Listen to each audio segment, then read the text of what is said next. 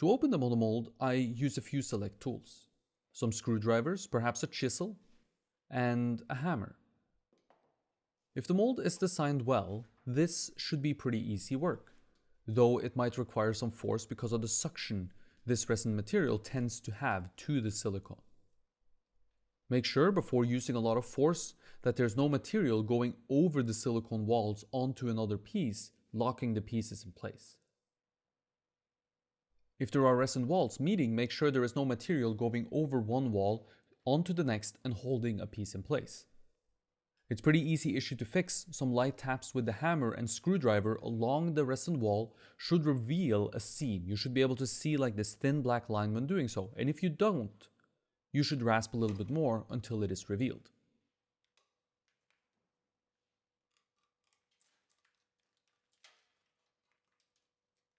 It's quite a bit easier to remove pieces if there is something hard to pry against. Don't attempt to remove a piece by prying against the silicone wall. It will bend and flex, it won't move your model mold piece a lot, and your screwdriver might cut the silicone or damage it somehow.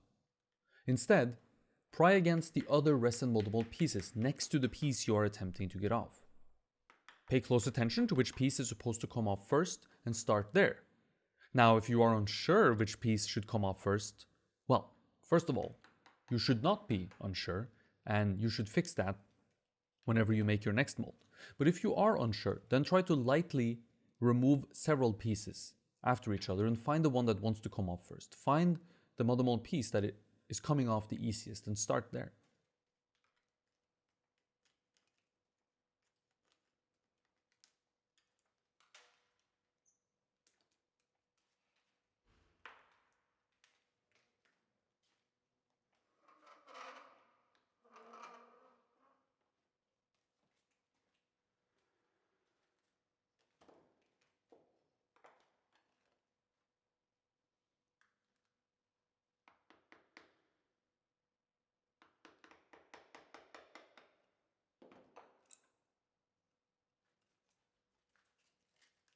All the model mold pieces will have their edges cleaned properly now using a rasp before we put silicone into them. Sharp edges are where you are going to injure yourself, of course, or somebody else casting your work for you at a foundry, or it's where you're going to cut and damage your silicone skin. So do a good job and clean up your molds and make sure they are a pleasure to work with, not a hazard.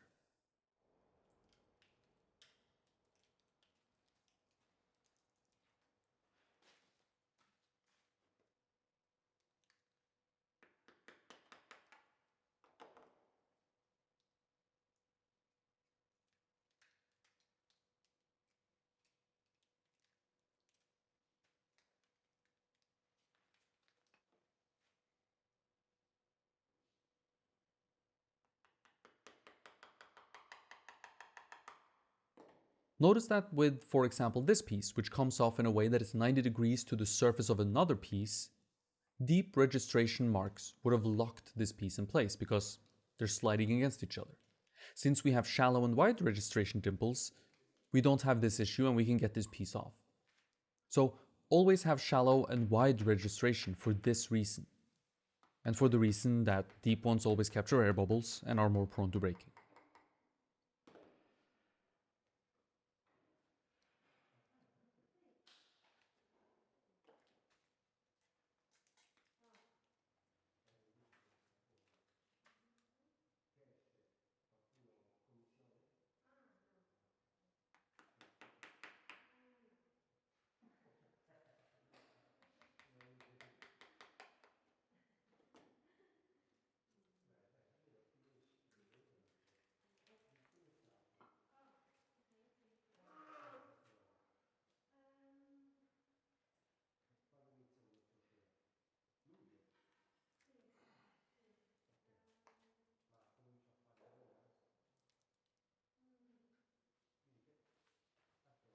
Okay, so the time has come to drill holes. Now, usually I would recommend doing this before taking the mold off, and exactly why I didn't do that here, I don't remember, and there might not have been a good reason for it. Perhaps I was missing the bolts, or perhaps I completely forgot what I was doing. Either way, don't be like me and drill the holes while the model mold is still on the surface of your silicone and sculpture. This way, you are 100% sure to avoid any misregistration in how the pieces fit together.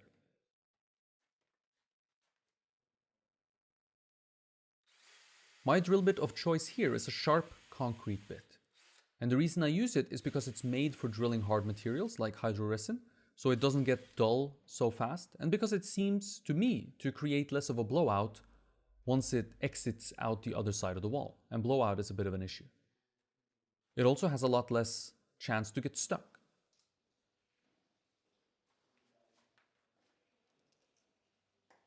However, many other instructors here at the Academy use a bit with a sharp tip. Some use the drill bit with the screw trip at the end, which I think is made for wood. So your mileage may vary here. Try a few different drill bits out and see which one you like.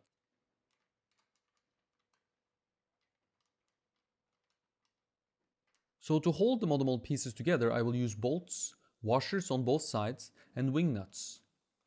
Wing nuts are nice because you can hand tighten them very easily as compared to regular nuts, for which you will need a tool to tighten properly. So always go with wing nuts when it comes to closing molds, holding mold pieces together rather.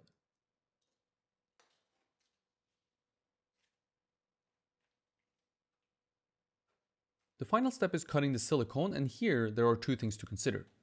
Are you cutting in a place where silicone is going to need to register to another piece of silicone? Or are you cutting where your mold is ending? For example, when we cut off the arms and the legs, the place where the arms and the legs meet the body, we are not looking for registration. But down on either side of the arms and the legs, where the two halves of the mold making up the arms and the legs mold meet, we need, or rather want, registration here, since this is where two halves of a mold is going to come together to create one cast piece. That was probably a lot more complicated than it needed to be, but hopefully you understood what I meant there. In the body here, we have a horizontal cut along the midsection of the mold where we don't need registration, since we are casting top and bottom separately. Down either side of the body, so vertically, and down either side of the base vertically, we do need registration, since this is the two halves making up one cast piece. It's all a little complicated, I know, but as you're watching me do this, I hope it makes sense. The different methods require two different knives, and these we've spoken about before. For the registration, we use something called a mold cutter's knife, silicone knife, or it's sometimes called a jelly knife. Especially the Australians like to call it a jelly knife. All it is a knife with a bend in the blade that creates a groove, which we can use to register the two halves of silicone back together. I'd strongly recommend buying one of these blades if you're making molds in this way, since registration makes a huge difference in the ease with which these pieces can be cast. The other knife we use is just going to be a simple box cutter knife. I like the box cutter style of knife since the blade is rather long, or can be rather long, making it easy to make cuts with one motion instead of gradually cutting deeper and deeper into the silicone, like you would perhaps need to do if you were using an X-Acto knife.